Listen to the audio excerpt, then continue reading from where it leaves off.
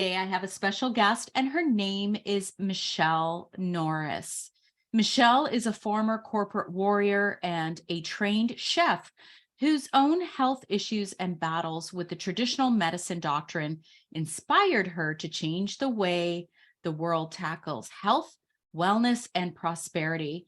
She became one of Paleo's most outspoken evangelists and co-founded and is the CEO of Paleo FX, the largest paleo event in the world. She's a highly sought after and passionate speaker, motivator, and guiding light to those seeking deliverance from a broken healthcare system and disabled economic system. Having left the corporate grind far behind, she is now a serial entrepreneur in the health and wellness space and works tirelessly to advance the primal alchemy and primal uprising movements to empower human sovereignty through healing and integrating our traumatic wounding. She is also the co-author of the book, Primal Uprising. And today, Michelle and I are going to discuss the 7 pillars of health.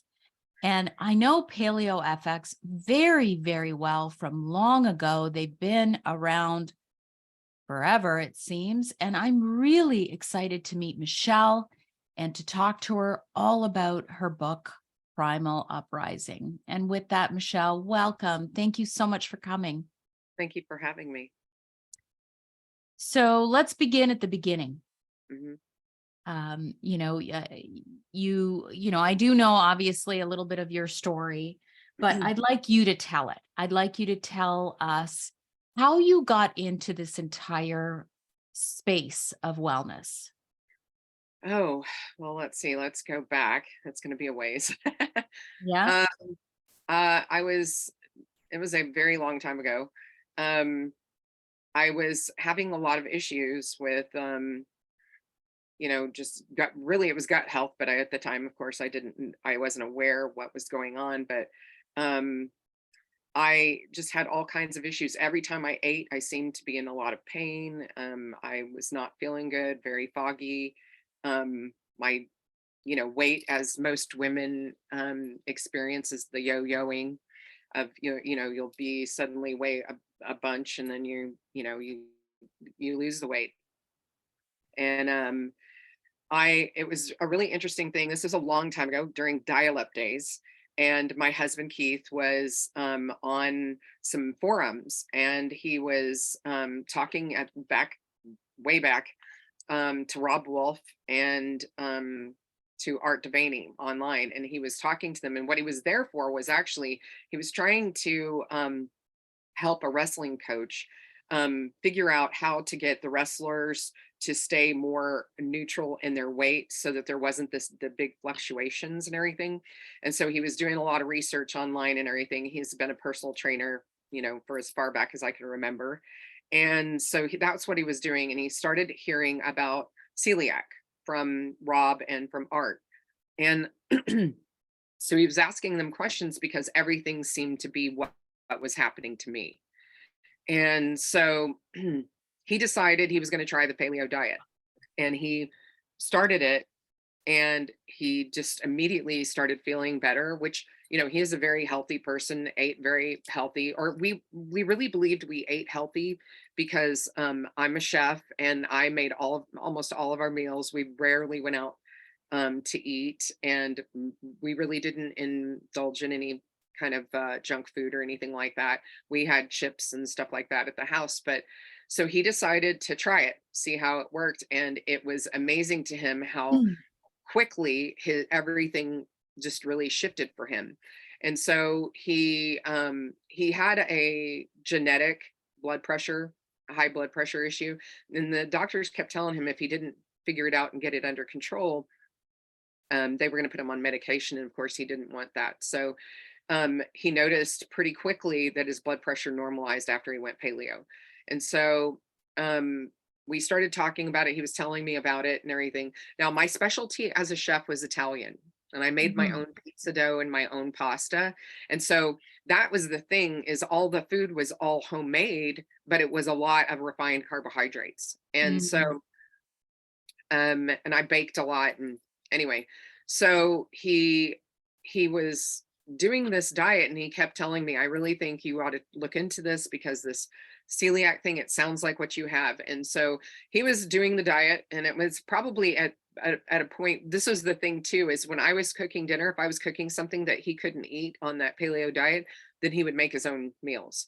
And so he had been doing it for about a year, and he would just drop little things here and there, because he's not somebody that will beat you over the head with something. He just kind of drips on you. And Mm. so it had been about a year, and we were having a celebration for one of the kids' birthdays, and I'm in there making pizza dough and pasta and all of the stuff that they wanted. And he's over there making his own dinner. And I looked at him and I said, "You're like never going to have my pizza or pasta ever again, are you?" And he goes, "No." And he said, "I really think you need to go get this thing checked out. And I really think you have celiac." And I was like, "Okay." So I decided to do it. I went to a doctor, got the celiac test, and back then they were not testing for the right antibodies. And so my test came back negative, but the doctor said, "Well, I really think just from your symptoms that there is something there." And he said, "Our testing isn't quite where it needs to be." And he said, "So what I want to do next is do a biopsy of your colon."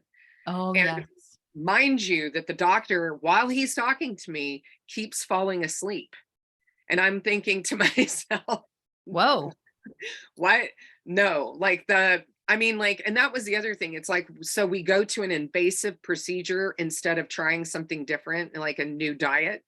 So I was like really confused. And so I thought, no, I'm not doing that. Went home and told Keith, I'm going to do the paleo diet. And literally in 3 weeks, so I had been diagnosed with fibromyalgia, irritable bowel syndrome, chronic fatigue syndrome. I had been misdiagnosed with early onset rheumatoid arthritis. Oh my God. And then there was a host of other things. But anyway, and then I had migraines since the time I was 17. And so I just went on the diet, and like everything was cleared in like 3 weeks, like everything, including something I didn't even notice was there, because, we get so used to some pain being there. I had a lower back pain that I didn't even realize was there, and it was gone. And once it was gone, I noticed it. And so I was just like, okay, but I have to tell you, so I was really in this big state of denial, and I was really angry that I had to eat. I had to give up all the foods that I love for me to be healthy. It was really frustrating for me. And I had this idea that at some point I'd figure out how to put this stuff back in my diet. Totally, whatever. So after I've been on the diet for about 6 weeks, our son played select baseball. And we hadn't seen all the parents for probably 12 weeks. And I go to the first game, and everybody is going, "Oh my God, you look amazing. Like what are you doing? You like look so healthy, and you've lost so much weight and what have you." And I like was sitting there for like this moment of going, I haven't been doing anything. Like I hadn't been doing anything special. I had been doing my normal workouts. Keith trained me, and I've been doing, just eating paleo. And I Mhm. hadn't even noticed, because, lots of women, you have your size 6 all the way up to your size 12 in your closet. And I hadn't noticed that I had already gone all the way to a size 6. And I was actually teetering on a size 4, which was a little too thin for me. And so that was the moment that the light bulb went off, and I was like, "Oh, this stuff can actually help people." And I was a food writer at that time, and I was also a recipe developer for some mainstream sites that did a lot of pasta and a lot of different, refined carbohydrate stuff. And I had stayed doing that. I had not stopped doing that, and that's when I was like, "Nope, no more." I quit working for them. I started my own website, and yeah, everything kind of changed at that point. And Keith said that was the day a paleo evangelist was born. And it's true, because I'm like, I want to shout it from the rooftops. If something really, really worked for me, and I felt like it's going to have a big impact on somebody else, I'm going to let everybody know. So that's how that kind of started. And then in, in 2009, our daughter Brittany was killed in a car accident. And we she was killed 3 days before her 23rd birthday and a week before her college graduation. And so we had to go to her college because we had to move her out of her apartment. And on what would have been her 23rd birthday, we had her first memorial service. And there were about 700 people in attendance. And they had a receiving line for us. And we received almost all of those people. And they kept telling us how Brittany had changed their lives. Brittany was a music and worship ministry major. She was going to be a minister and had planned to work in the mission field. She had just come back from 3.5 months in South Africa. And she just fell in love with that work. And that's what she decided she was going to do with her life. And so we're standing there and they're talking to us and telling us all these things, how she changed people's lives. And it was really profound. It wasn't like topical, oh, she changed my life. It was, she said this, she did this, she took me here, she gave me this, she had me read that. I mean, just, it was really, really profound stuff. And so we were kind of, numb and a little bit of autopilot. But what we realized pretty quickly is that we did not want Brittany's legacy to die with her. And so we really struggled with how that was what that would look like to carry on her legacy, because our gifts were very different than hers. She was a beautiful and gifted and talented musician and singer. She had gift of prophecy. She was an amazing preacher. The way she worshiped was really, really beautiful and very inspiring. And, those were decidedly not our gifts. And so we really struggled with that for quite a while. And finally, I mean, our gifts are, food and nutrition and health and wellness and fitness and that type of thing, because, Keith's background in, the fitness world, and also my background in food and nutrition and that type of thing so we were struggling. Fast forward to August of 2011, Keith and I attended the inaugural Ancestral Health Symposium. And it was a very, very decidedly academic conference. It discusses the science and the theory behind the paleo diet and paleo nutrition. And we were there, and it was really amazing. And we had so many people come up and tell us that they followed us and blah, blah, blah, blah. And it was really, really great. And Keith spoke at that first event. And so we were sitting on the runway at LAX getting ready to come home. And I was talking to Keith and I was telling him, that conference would be great, but what's like really missing is like, if they could do like cooking demonstrations, or they could do movement sessions, or they could show people how to use this diet in their life. And because, we had clients that, they appreciate that the science exists, but they're kind of indifferent to it, because if I don't know how to use that science, then it's irrelevant to me, right? They just want to know, what do I put in my mouth? What do I pick up? What do I do? Do I bike? Do I do that? What do I do to get healthy? And so Keith said, well, it's an academic conference. I don't think that they're going to ever do that. And Right. he goes, but what do you think about us doing it? And I was like, oh, that would be great. And then we suddenly realized that this was Brittany's legacy, that this was what we were going to be able to do to be able to change people's lives like she did. And so we made the decision we were going to do it. We confirmed by October of 2011. We created a company by December of 2011, and we launched PaleoFX on March 14th of 2012. So Wow. it was a very, very fast thing. And yeah, and it grew and grew and grew. And it's been a really big, very large event. Oh, there is a lot. Okay, I can ask a million questions, but Mhm, I have to first off address the fact of losing a child, because I'm a mom, mhm. and I have, obviously I have not lost a child, but I've had a child with cancer. Yeah. So I know what it's like to just have that Mhm. fear of potentially losing, but actually losing is something that, I think that's every parent's greatest fear. So to Yeah. create a legacy in her honor, I think is incredible. Yeah. So I have to say that to you, Michelle. Oh, thank you very much. that's actually an interesting kind of segue into what I do now. And something that Brittany and I talked about all the time before she passed was finding beauty in the ashes. And so, I would never in a million years choose for Brittany to not be here. And I also cannot deny the beauty that's come from her ashes, because hundreds of thousands of people's lives have been changed because we created Paleo FX in her honor and as a legacy to her.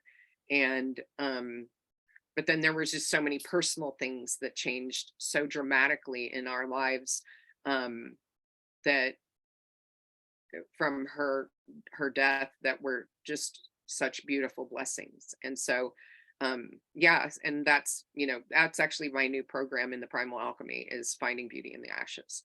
um there's a there is so many beautiful lessons in the things that feel the most negative or the most horrible. And if we can shift ourselves from believing this happened to us and it happened instead, and it happened for us. Yes.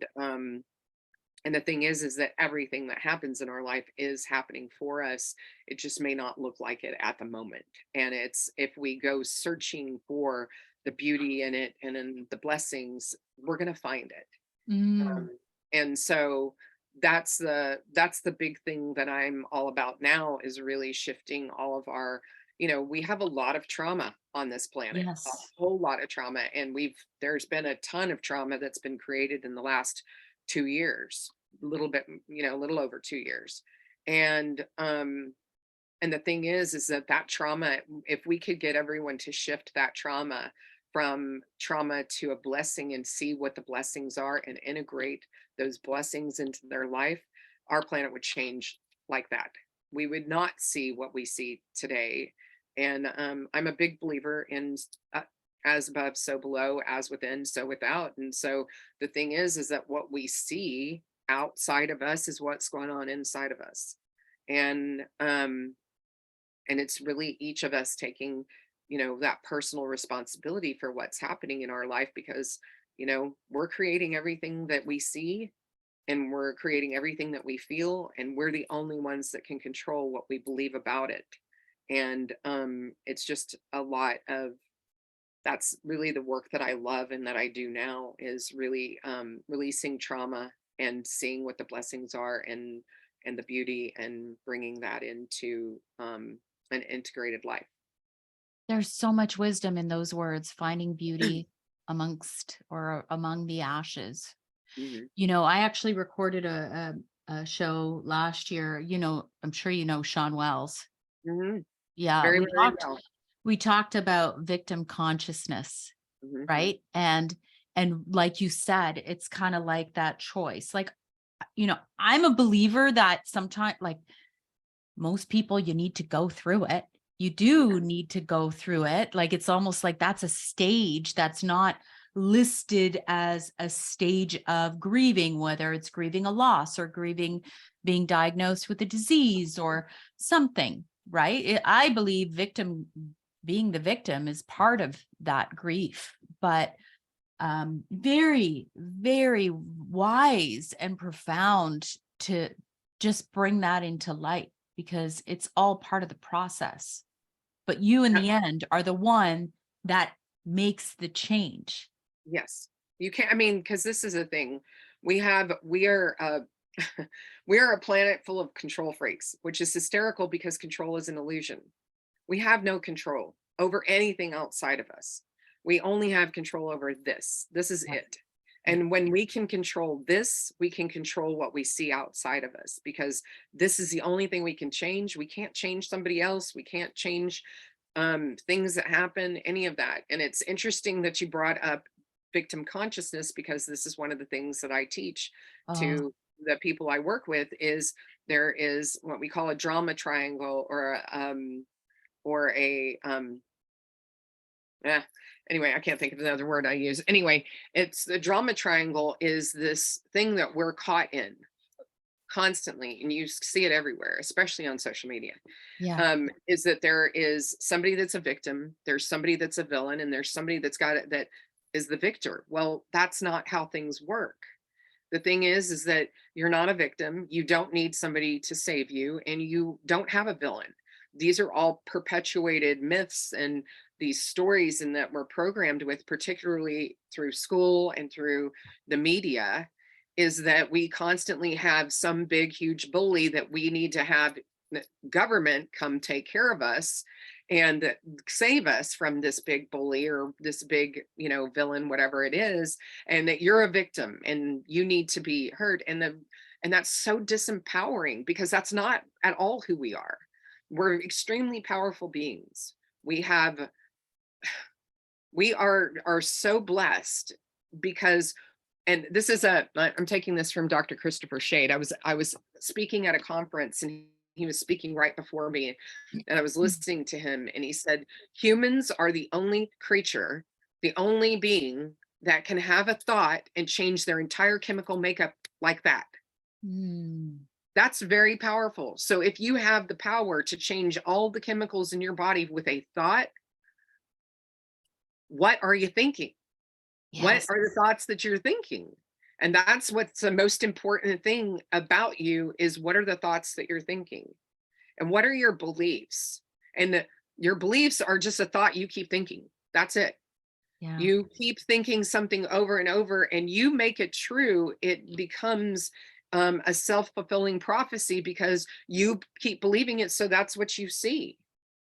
And it's an interesting dilemma that we have, because so many people don't understand how used and programmed they're being through, particularly our media. And um and the thing is if we could get everybody to just understand they're the ones that are in control. They're the ones that get to think the thoughts, they're the ones that get to change the thoughts, they're the ones that get to do all of that. We would have a much more empowered society. And I believe we're moving there. I believe we're shifting very quickly. I think a lot of people woke up in the last couple of years and realized what was happening.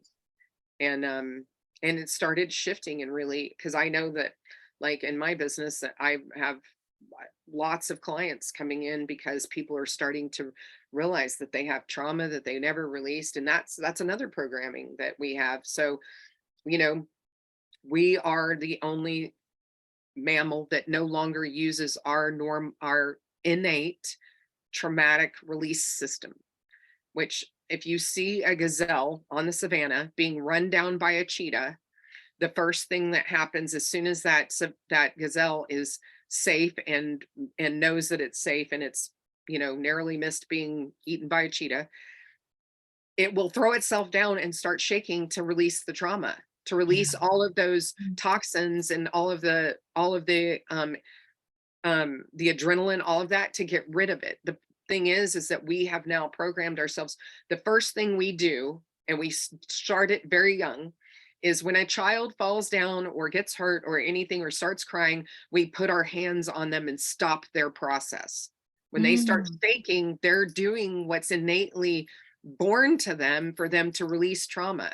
And so we put our hands on them, we tell them to stop crying, we tell them Yep. that they're okay, we tell them all of these things instead of allowing them to just release it all. Because the thing is that it'll be gone if you just let it go and let them do what they need to do. The problem is we've been programmed that way. So all of us, we have a whole ton of adults running around with trauma in their body. Your issues are in your tissues, and guess what? It causes all kinds of havoc in your body all the time. So your body is constantly in this state, and most people are in a state of fight, flight, or freeze or fawn, which is your mechanism for staying alive. It's a survival mechanism. So you've got constantly have this adrenaline and cortisol running through your body, which is not healthy, and you have no way to release it. You Yeah. have no way to release it because you don't release your stuff anymore, because emotions are inconvenient, they're inappropriate, they are not wanted, they are make people uncomfortable. That's bullshit. We came into these bodies as feeling beings for a reason, and that's part of the experience, is to feel your emotions, release them, move through them, and learn from them. Yeah. That's it. And the Yeah. problem is We don't do any of that anymore. So this is why we have so many people that have autoimmune issues, that have heart disease, cancer. It's all that, everything, every single trauma every single disease or disorder in the body can be traced back to an unreleased trauma that wasn't felt, wasn't experienced, wasn't expressed, and wasn't released. Mhm. Everything. And so it's really interesting because we were divinely in this is my opinion, and people can release it if they want to, but I believe we were divinely created, and we were created to evolve. So I'm not a person that believes that evolution and creation are mutually exclusive. I believe that they kind of go hand in hand. Um, and so it's a this thing that we need to allow people to start having their emotions and start feeling the things that they need to feel so that they can be healthy. Yeah. And the thing is I've worked with lots of people, and I have watched people who have dialed in their diet, they eat right, they work out, they do all of the things, they take the right supplements, they do everything that they need to do, and they still are 60, 70, 80, 100 pounds overweight, and they'll come in and do work with me, and as soon as we release the trauma, they start dropping the weight. Oh my it's God. be- it's because your issues are in your tissues, and you are holding on to, literally holding on to, Yes. old traumatic baggage in your body. Michelle, I say that all the time. Oh, All good. exactly what you're saying. So, Yeah. I actually, funny that you say this, because I just posted about anabolic versus catabolic, Yeah. right? Like Hmm. building, building, building. It's like the trauma, the experiences, everything just keeps building, but there's never the opportunity to break down and Right. release and let go. And Well, so, and that's go right? ahead. Keep No, going, but and I'll. that's like you see it all the time. And then you see people, like I've seen people with my own two eyes where they're so busy building the perfect family, building the perfect career, building the perfect life, never really stopping and enjoying. And you watch, and then all of a sudden at menopause, they're like 30, 40 pounds overweight, Mhm. right? And their Exactly. whole 50 years of their life has just been about building, building, building, and never breaking down. Right. It's interesting because this is a perfect analogy for this is when we work out or when we build muscle, we break it down. It's actually being destroyed and torn apart so that it can be built more. Every time Yes. you work out, you're building and tearing apart. This is no different. Yeah. This is building muscles. This is building emotional muscles, which is what will sustain you through the things that you feel you're a victim to. It will actually take you out of that victim place and realize, okay, I have this horrible thing. My daughter was killed, you know, I and realize that there's beauty there, there's something there. And of course, I felt all of it.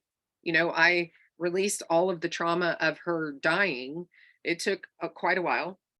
And the thing is that I'm in so much peace over her death at this point, and it makes more people uncomfortable than it does me. I don't, and I love talking about her. I love to talk about who she is and who she's, everything that she's done and all of those things.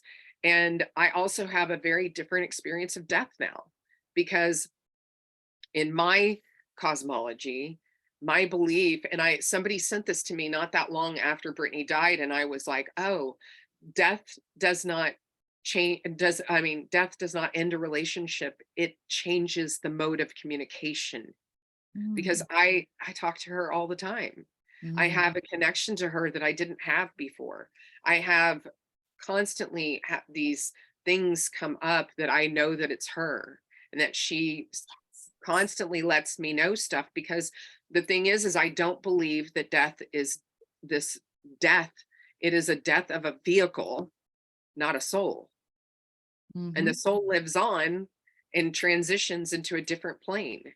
And the thing is if that soul lives on and transitions into a different plane, then there's no way that it's just, are you in tune with that plane? Are you in tune with it? And that's one of the work that I have done over probably the last decade, is really tuning into that thing, because we are multidimensional. We are Yes. not three-dimensional beings. We're very multidimensional. And it's one of the reasons why you see the surge in people microdosing. You're starting to see, I mean, and it's the MAPS organization is doing incredible work with our veterans with PTSD, with MDMA and psilocybin, because it helps them release the trauma, where they can actually have have an associated look at it. Because PTSD is dissociation. They're dissociating out of their body. We have a world and a planet of people who dissociate out of their body and have zero idea what's going on in their body. And that is the work that I do, is helping people get back into their body, get back in tune with their body, on every front, on the physical, with tune into, what is your body telling you? Are you actually hungry? Or are you thirsty? Most Mhm. people think that they're hungry when they're actually thirsty. It's those kind of things, tuning into, I have this, energy that's happening in my body that feels anxious and nervous and what have you. Okay, well, what is that telling you? And what do you do about it? How do you get yourself in a space where you can release whatever's happening, and so that you can move into a place, because we're meant to be happy, we're meant to feel good, we're meant to be healthy. That's what we were designed for.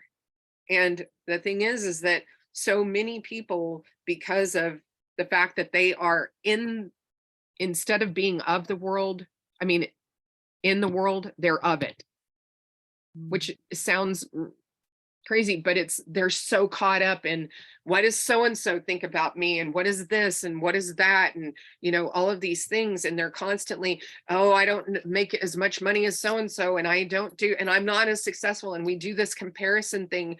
You are completely unique. This is I love this thing, and I do this in my retreats, and I do this in my especially with my private clients, because a lot of times people will be like, why am I even here? What's the point?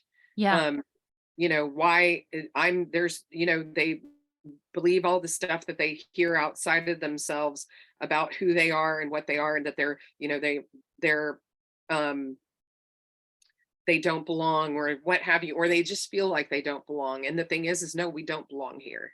We don't really belong here. Yeah, but So Michelle, what you're saying too, you just I don't know what you think of this, but the way that you're just describing it, it's almost like we've become these humans that are reactive to everything, mhm. just like our healthcare system. And I don't want to, I mean, don't get me going on that, but Yeah, me neither. uh, This will be an all day yeah, thing. we're going to be here for the whole day. But it's like humans have become conditioned in that way as well, where we just, oh, what does she think? And what does she, and it's like we're constantly reacting, but we're not really getting on that frequency of understanding and knowing.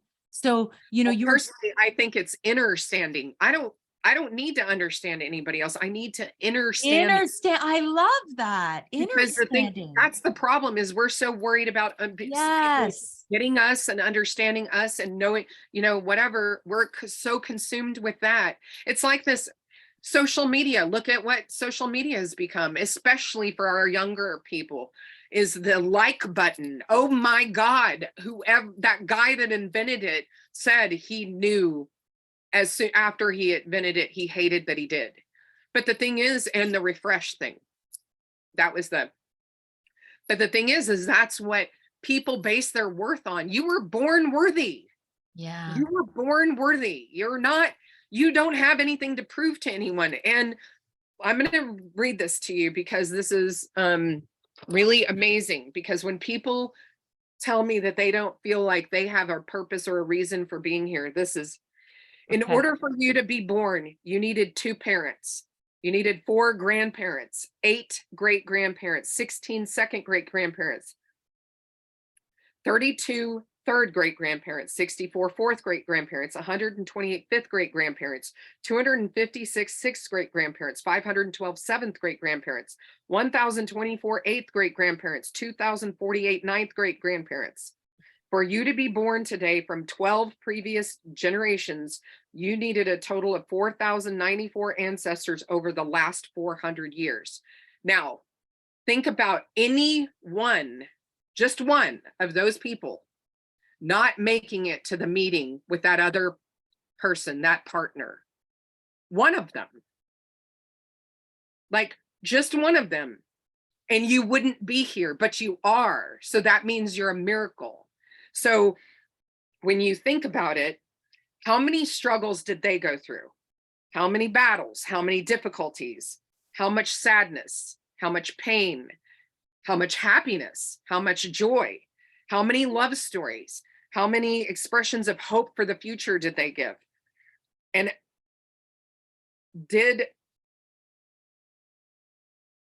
you just think about that for 1 second, that Yeah. all of these people all had to be there for you to be here. Mm-hmm. Every single one of those people, for you to exist in this moment, all of those people had to make the meetings. This is where I have difficulty with people who don't believe that there has to be a divine power. Yes. Because when you think about okay, then let's go into a little biology. Okay, we're talking about sperm and an egg. Like, what are the odds there? Like, how many sperm are released when that egg is being fertilized? And one gets to do it, or if there's twins or triplets or whatever. But it's like this, that's it. Like, so many odds are against you being here. This is like winning the damn lottery. Yeah. Like, you're a bazillion to 1 chance and you're here. This is where I like go, how can anybody be sad or unhappy or like whatever? I mean, and obviously there are things, clearly Yeah. there are things that make us sad and everything, but it's like, how can you stay in that when you know Same. miracle you are? Yeah. Because this is the thing, we're going to have trials and tribulations, and there are going to be negative things that happen in our life and all of those things, and there's going to be challenges and all of that. What's optional is the suffering. Yes. And the thing is that we've been programmed to suffer. We've been programmed to believe no pain, no gain. We've been programmed to believe that in order for anything to have meaning and for us to actually grow and evolve, we have to go through pain and trials and tribulations to get there. That's not true. That's a really unenlightened way of thinking of an enlightenment. Like, it's just not, it doesn't make any sense. So how would you describe all the experiences? You would just say they're experiences? Yes, and they're meant to teach us. Yeah, they're meant to teach us. And the other part of it too is that we need to understand too that we're actually the one that's calling them all in. I know before we started the thing, you mentioned something about triggers. Yeah. This is a highly triggered society. And the thing Oh, is yes. and what's interesting is people constantly look outside of them for the villain that is the person that's triggering them. And the reality is you need to go take a look in the mirror. Yes. Because that's what you're looking at, is a mirror. Whatever is triggering you outside of you is going on here. So within, so without. Yeah. As above, so below. We're constantly triggered by people in our lives and everything, but the trigger is actually yours. It doesn't have anything to do with the other person. It has to do with what you see in the other person that you don't like, because somewhere it's in you. Mm-hmm. And that's the thing. Everything, I'm a big believer in perception is projection. Everything that you see outside of you, you are projecting. It is what you have going on in here. We are the macrocosm to we're the microcosm to the macrocosm. Yes. So all the stuff that we see out in our world that we don't like, guess what?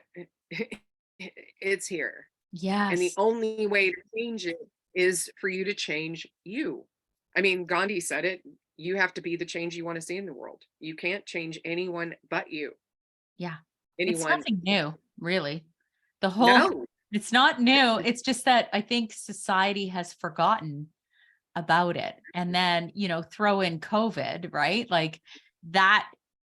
But again, like you said, COVID maybe, was a blessing. yeah, COVID had to happen because you hear about this all the time. I don't know what you think of it, but it's like a collective consciousness. And Mhm. I personally, like, I feel a change, but there was a time when I was like, holy crap, the world is really going to shit. Like, it was, Yeah. whoo, it was heavy for a while there, especially where I'm at. I mean, you're in Texas, right? Mhm. Where Yeah, are you? like, I'm in Toronto. So Toronto was known Yeah. to be one of the toughest places in terms of Yeah. lockdowns and all that stuff. And and then we're being told not to go outside even. And I'm like, fuck that. I'm going for a walk with my dog. Yeah. And because I need to clear my head so that I don't go nuts. Right. So there's all of that. But I mean, we can shift to this whole 7 pillars of health, because this is really kind of this whole pre-discussion for 40 minutes that we've had is Mhm. part of these 7 pillars of health It is, that you do absolutely. talk about in Primal Uprising. I so Mhm. resonated with your book, Michelle. I can't even tell you, because I think people forget. And you Mhm. said this earlier, people forget. They'll be like, I eat perfectly. I do my red light therapy every day. I put in an infrared sauna. I do my 10 minutes of meditation Mhm. daily. And it's almost like we become mechanical. Mhm. And this is, I'm part of that whole biohacking world Mhm. too, Me but too. there's different different degrees to biohacking. Yes, and I'm glad that you brought that up because there is one thing that I really want to bring up is Yeah. that this is the thing. I love biohacking. I am a biohacker. Yep. I have an Aura ring and a Garmin and Yep. do all the things. I have a sauna, all the stuff. This is the deal. When you are relying on your gadgets to tell you how you feel instead of you knowing how Yes. you feel, they're meant to be a tool for you to be able to correlate what's going on here to what you see in the numbers. It's meant to be a tool. It is not meant. Dave Asprey will say this.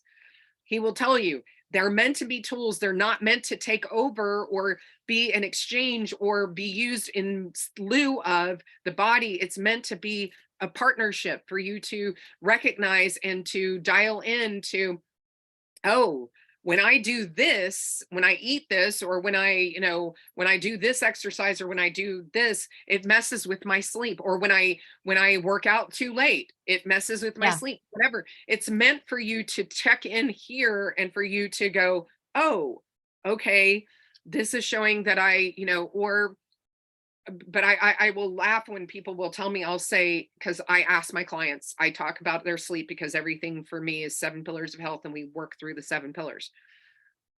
And I'll ask them about their sleep and they'll say, well, my Aura ring said, and I'm like, no, no, no, no, no. What do you say? What How do do you you feel feel? like? What's Yeah. going on in your body? How does it feel? Because this is what we need to do, is get ourselves back into our bodies. We're so disconnected I and agree. disassociated from our bodies. And it's funny because I'm not a person that dissociates, which I'm very grateful for that. But through traumas and stuff that have had, especially what happened with Brittany, and then through the COVID thing with what happened with Paleo FX and everything, I started having this weird energy, like frenzy kind of feeling in my body, and I couldn't figure out what it was. And then I finally like would meditate, and I was being guided to see my body was trying desperately to dissociate. But Mm. because I'm not a dissociator, it felt so foreign to me to get out of my body that it was like I didn't like it. And then I started realizing, oh, it's because I'm not doing breathing. I'm not making sure that I'm, doing all the meditation that I need to do. I'm not taking the time to rest. I was trying to, still work and do stuff that when my body was going, no, no, no, no. And so that's how in tune with my body I am, is that I couldn't figure out what in the heck this was. And when I meditated, it was like, no, your body's trying to dissociate, and you don't dissociate, so it feels really weird and foreign to you. And so it's Mm, really about bringing people back into their bodies, and that's like that goes across all the 7 pillars of health. I mean, so the does. 7 pillars of health, and this is what this represents. These are the 7 pillars. They're kind of like dominoes, because if one goes down, they're all going down. It doesn't matter. It doesn't matter. So it's really, and it's not about balance, because I don't believe that that exists, because you can't be focused on all of these at the same time. You can be focused on a couple of them at a time, but it's really about just making sure all the balls are in the air. That's it. Just making sure they're all in the air and that you're good. And you're going to focus on one more than the other at times. It's just the way it is. Yes. But don't So you it's think, physical. sorry? Oh, go ahead. No, but don't you think, you said it's not about balancing all of them, but after a while, so first off, I did, I, I actually parked my Aura ring and my bio strap in February and I still haven't put them back on. And the reason was Mhm. because like I'm going through menopause. My Mhm. sleep isn't going to be perfect right now. And I Mhm. found it was stressing me out more than it was helping me. And I thought, Mhm. okay, right now it's a transitionary period. I Mhm. can't be perfect. Right. Everyone's always posting, oh, look at my perfect score. Look at my perfect biostrap score. Look at my perfect sleep. Oh my God, look at my perfect HRV. And I'm like, I can't do this anymore. So I put them away in a drawer. I might pick them up again if I want to test something or check something, but it's the end of March and I still haven't put them back on again. Yeah. So, and then, you're talking about these 7 pillars and they can't always be balanced. But after a while with working with you, like as a coach, Mhm. they become almost innate so that they come in and out, right? They kind of Yeah, they ebb and flow. flow. That's the way it Yes. works. Ebb and flow. And it's really about that the balance is the ebb and the flow. So I'm a Yes. big believer in a lot of the laws of the universe. So I believe in the law of compensation. As far to the right that your pendulum swings in your emotions, it's going back to the left that far too. The trick is getting it here to where the pendulum stays right here. So there's not something so crazy over here and so crazy over here. That's really the trick. And Yes. it's this ebb and flow. And it's really about being mindful, being in a place where you are not reacting, but you are responding, which takes being mindful. And the thing is that I got into a place. I was at in an ayahuasca retreat. This was way years ago, and I had this whole thing come in about control, and that was probably one of my biggest things about going to do ayahuasca. The very first lesson she taught me was like, um, I said, I was like kind of resisting. And then it was like she came in and asked, she's like, why are you resisting? And I'm like, because I don't want to lose control. And she just started laughing and she was like, oh, humans, you have no control. That's an illusion. And I was like, oh, crap, that is. And then it was this. And then later on, another retreat, the whole idea of control came in and it was like, I don't want control because, first of all, can't have it. This is all I get to control. This is the only thing I have control Mhm. over. But what you want when you're in a place that's really good and where you're really happy and things are just working for you and things just are in flow, you want influence. That's what I decided was like, oh, that's what I really desire is to have influence for me able to impact other people's lives so they see that there's this ebb and flow to life and everything is okay. Every single thing works out in my favor every single time. Mm, Even if on paper it looks like the biggest worst hell ever. It's I know that it's working out in my favor because there's a blessing in it and there's beauty in the ashes. And mhm. so when you can get yourself to where your pendulum is like this, you're in flow. And that's probably one of the most and flow for most people, they probably are like, oh, that's a really, new age thing. No, flow is when you are connected to divine. It's when you are connected directly to God, where you're you're just in a place of flow and grace and bliss and happiness, and everything just comes easy because you're connected. That's the whole thing. And I have found that being in mindful practices where I do my meditation, I do the things that make me feel good and that I'm happy about, that's where I'm in flow. I am in direct connection to God. So I'm going to tell you kind of what the pillars are real quick. Yeah, yeah, yeah. So sorry, just changed course. Anyway, No, no, that's good. I'm all good. the the pillars are physical, mental, emotional, relational, financial, spiritual, and tribal health. So these are all the 7 pillars.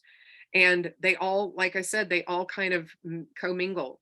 You can't have one without the other. And the thing is that wherever one is, the others are. And when you can focus on, so this is one of the things that I tell my clients, when you have something so, you know, negative, let's put it that way. I don't like using negative and positive, but that's what I think things just are.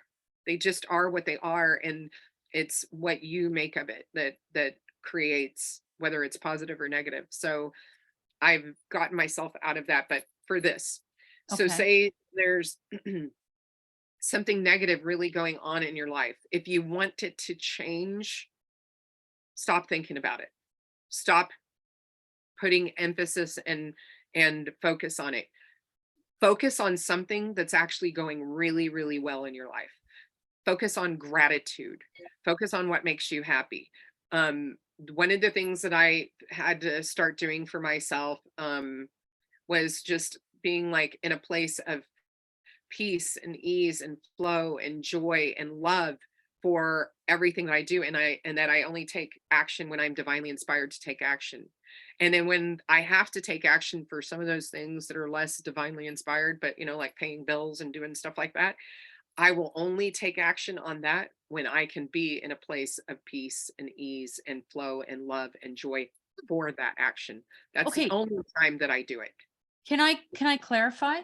Yeah. So does this make sense? So for Mhm. somebody who, because I want to just make sure I clarify. So you know how a lot of people hate organizing.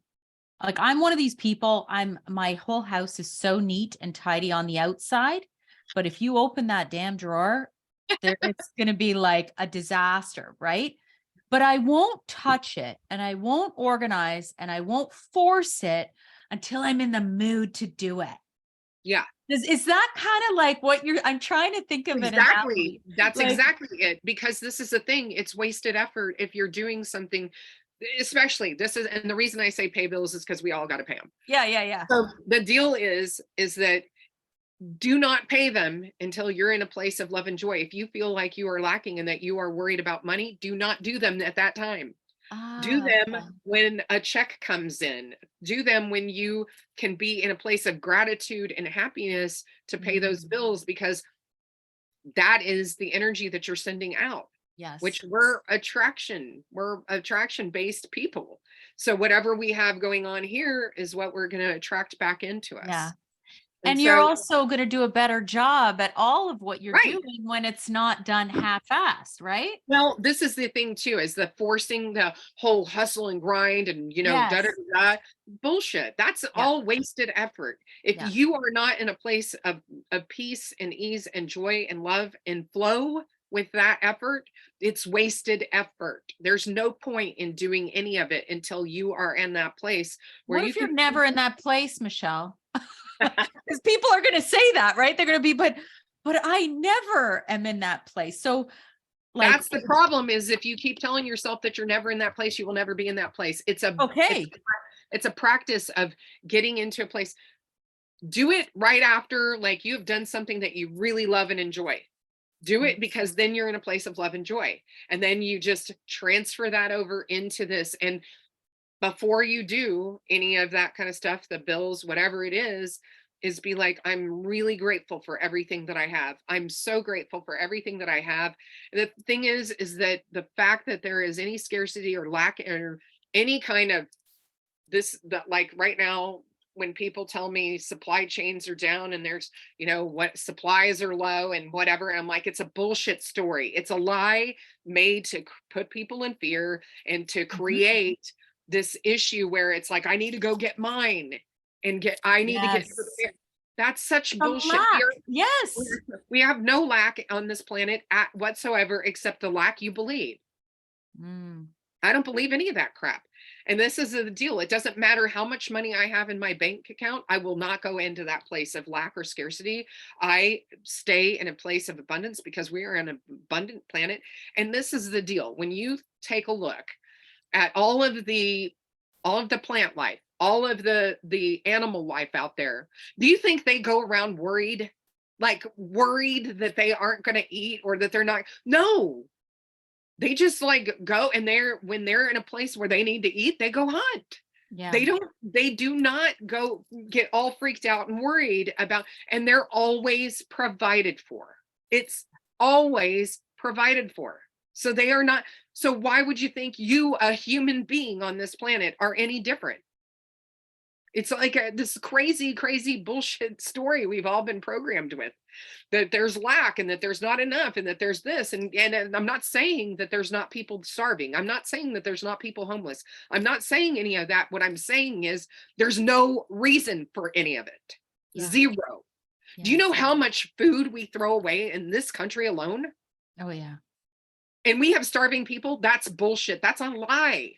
I mean, it's a lie. We could feed all those people. The problem is our government isn't doing it because they don't want you to know that they can do it, Mm. because they want you to stay in this fear-based lack and scarcity mindset. There's no such thing as scarcity on this planet. None. It's a bullshit story that keeps being perpetuated by the fact that we believe it and that we totally allow our government to get away with the bullshit that they do, Yeah. which is why COVID was such a blessing, because we started waking up to what was going on with our country. Well, Yes. with this country, with the whole planet, really. It's not just our country and it's not just our government, it's every government on the planet. The deal is that when we wake up and we start taking our knowing we're completely empowered. So I want to bring this up, and these are my dear friends that I've trained with, and they have a beautiful coaching program called the Condor Approach. Oh, I know. I interviewed them, Todd On and Cole. Cole. Okay. Yeah. Two of my best friends. Okay. Yeah.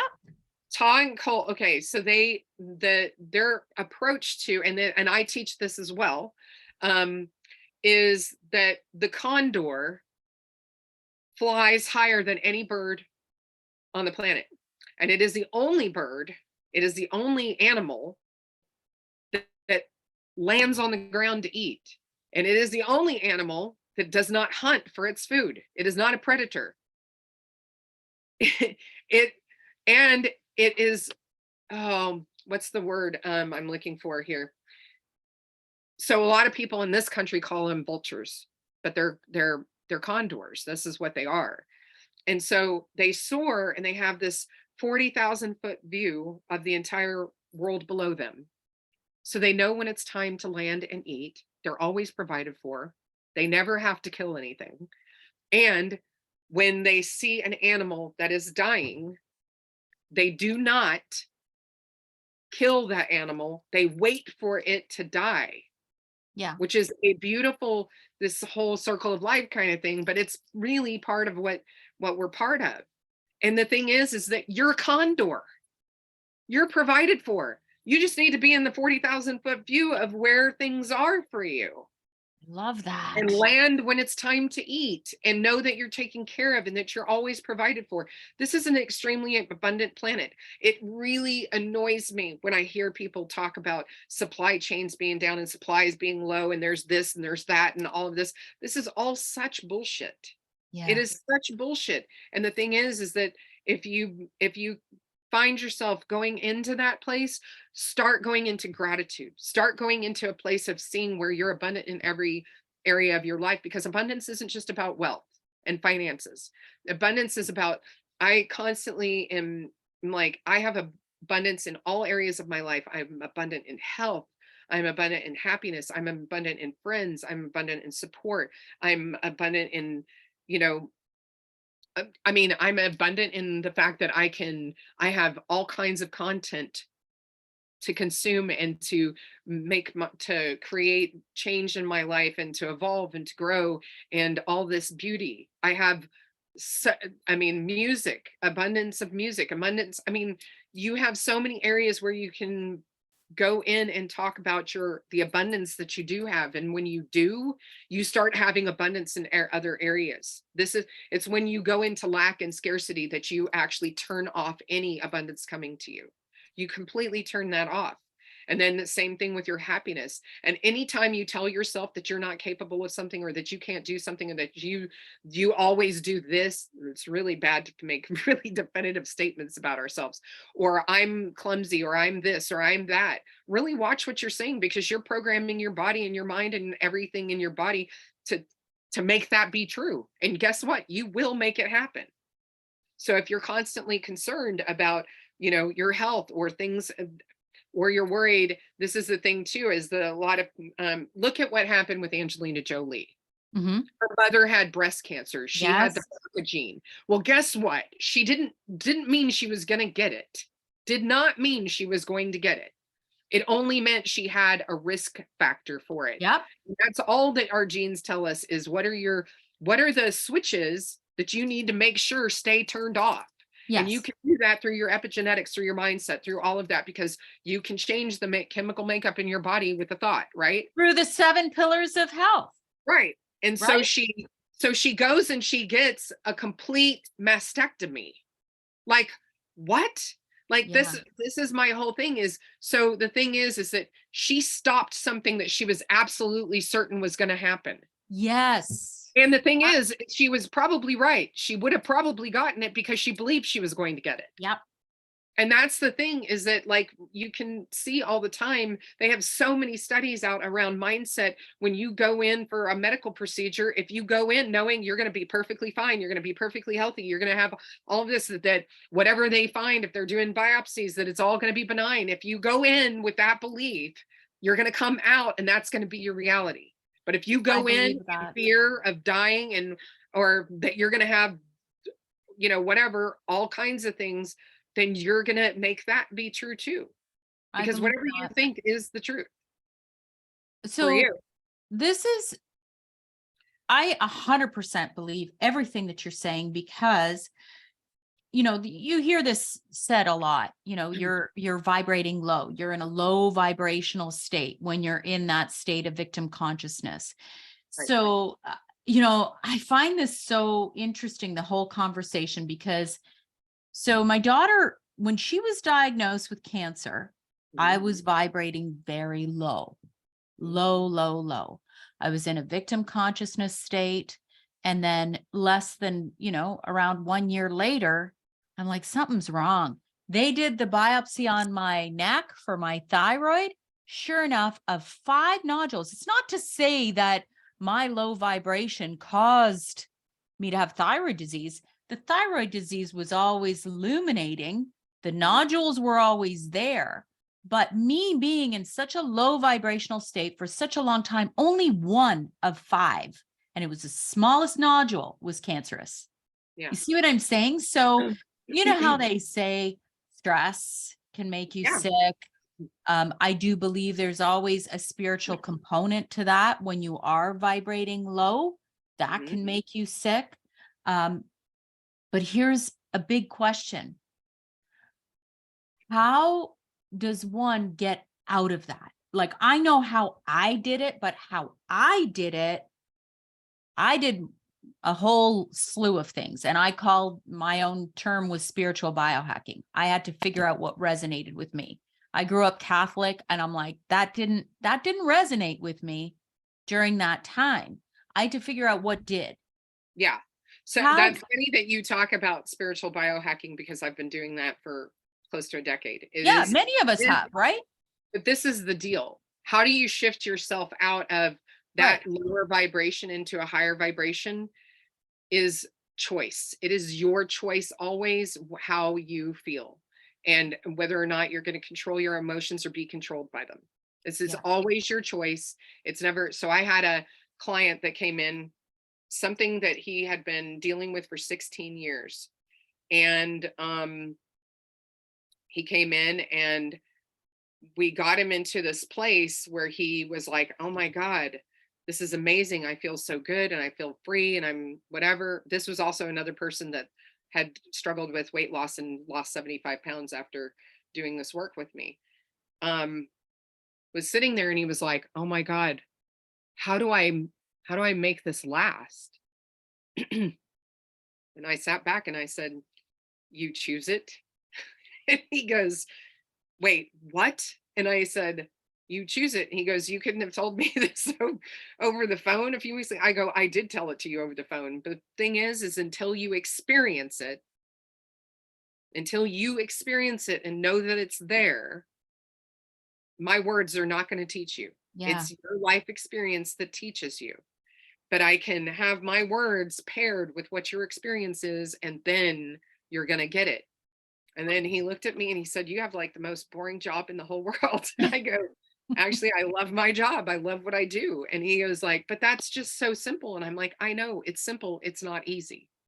The No. thing is that to shift your mindset from a place of lack and scarcity and worry and fear and anxiety and all of these things, you have to go into gratitude.